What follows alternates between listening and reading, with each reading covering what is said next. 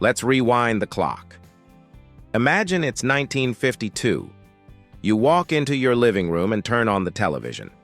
There's no remote, no binge watching, no vivid colors. Just a small, glowing screen nestled inside a polished wooden cabinet.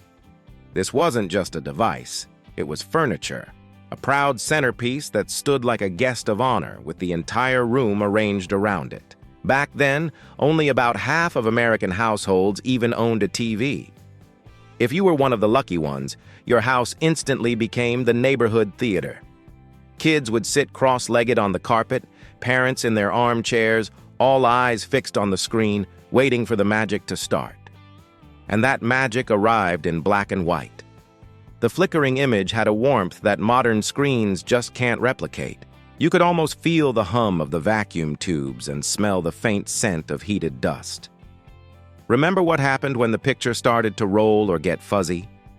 There was always one person, usually Dad, ready to give the side of the set a firm, confident tap.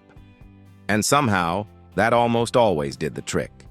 With only 3 major channels, you didn't have to scroll endlessly trying to find something to watch. You just tuned in, and chances are, everyone else on your block was watching the same thing too. Television in the 1950s was an event. The broadcast day started in the morning and signed off at night with the national anthem. When that screen went dark, the house would go quiet and people would actually talk to each other. The programs were clean, simple, and perfect for the whole family. I Love Lucy, Leave It to Beaver, The Honeymooners, The Ed Sullivan Show. These are names that still echo today because they were shared national experiences. When Elvis first appeared on Ed Sullivan, over 60 million people watched. That was nearly every household with a TV. For one night, the entire country was tuned to the same rhythm. Even the commercials were part of the fun.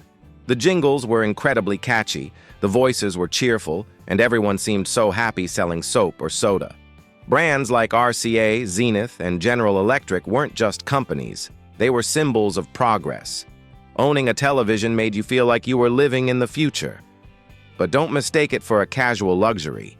The first sets were heavy, fragile, and expensive. The average TV in the 1950s cost around $200, which was more than a week's salary for most families. People saved up, they planned, and they celebrated the day their first set was delivered. It wasn't just a purchase, it was a milestone. Watching TV wasn't something you did in the background. It was the main event. Families gathered after dinner, turned off the lights, and let that flickering screen illuminate the room. The kids would fight for the best spot on the floor, and the youngest often got the job of holding the antenna just right. When a favorite show came on, the whole house would fall silent, punctuated only by bursts of shared laughter. The TV shaped routines, habits, and even dreams. It influenced fashion, slang, and what people cooked for dinner. Entire neighborhoods seemed to breathe in sync with the nightly broadcast schedule. By the mid-1950s, television had officially replaced the radio as the heart of the home. The living room transformed into a small theater, and families became a captivated audience. Saturday mornings were for cartoons, Sunday nights were for family shows, and every major event, from presidential speeches to boxing matches, felt incredibly personal because it was happening right there, inside your house. Color broadcasts started to appear around 1954, but only a few could afford those early sets. For most people, the world on TV stayed black and white for years to come, and honestly, they didn't mind. Imagination filled in the colors. The television brought the world closer, but it also made the home feel cozier. People stayed in more often, invited friends over, and shared moments of joy that today might be replaced by silent scrolling on separate devices. Of course, there were quirks.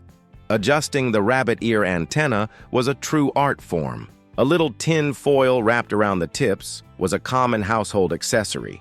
Static snow and test patterns were just a normal part of the viewing experience, and kids learned patience. Because if you missed your show, there were no reruns, no on-demand, no YouTube. You simply had to wait until next week. And maybe that's what made it so special. Each episode was an event, not just disposable content. Each broadcast carried a sense of occasion. People remember exactly where they were when they watched certain historic moments. The moon landing, the presidential debates, breaking news, it all started with those early sets from the 1950s paving the way for everything that followed. The furniture evolved, the screens grew thinner, and the pictures became sharper. But back then, the imperfections were part of the charm. The faint hum, the warm glow, the collective gasp, when the picture finally returned after a moment of static, it all built memories that today's perfect technology just can't reproduce. If you ask anyone who grew up in that decade, they'll tell you it wasn't just about what you watched, but how you watched. You didn't watch alone. You watched together. Television was connection, a shared window to a world that felt both far away and right next door. The 1950s TV era was a time when entertainment was slower, simpler, and somehow more human. It didn't demand your attention every second. It invited you to gather, to share, to laugh. Today, we have hundreds of channels, endless streaming services, and screens in every pocket. But the magic of that first television glow, that moment when the whole family leaned forward and gasped as the show began, that's something no modern device can ever truly recreate. So if you remember sitting cross-legged in front of a big wooden TV, waiting for Lucy, Elvis, or a cowboy to appear on screen, you remember more than just a show. You remember a feeling. And that feeling still lives somewhere between the static and the silence. Because yesterday never really left. It just found a new channel. Thanks for taking this trip down memory lane with us. If you enjoyed this video, please give it a thumbs up and subscribe for more stories like this. We'd love to have you back.